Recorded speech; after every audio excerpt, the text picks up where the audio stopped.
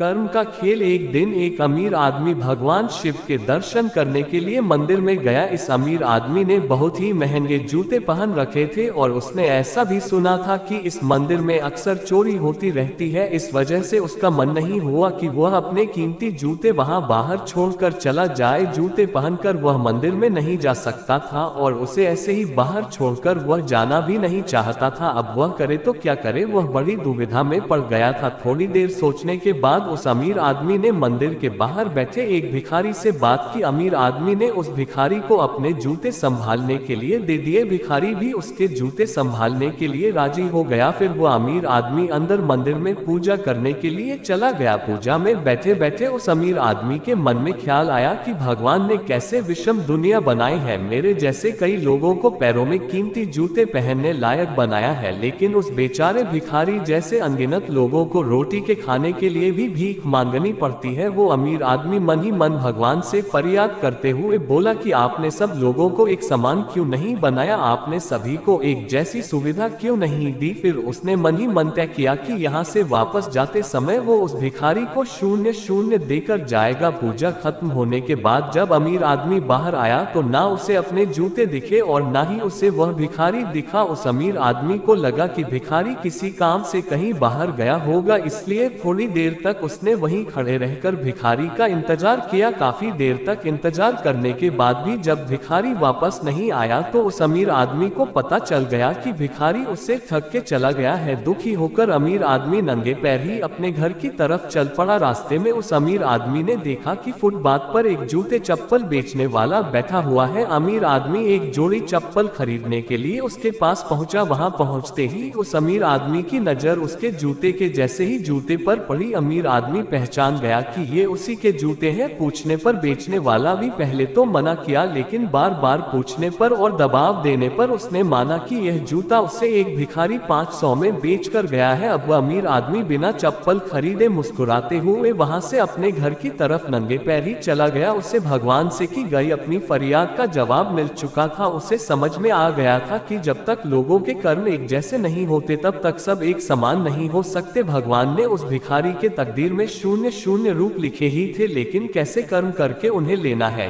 यह उस भिखारी के हाथ में था। अगर वह चोरी ना भी करता फिर भी उसे 0-0 रूप मिलने वाले थे। शायद उसके ऐसे ही बुरे कर्मों की वजह से आज वो एक भिखारी था। अगर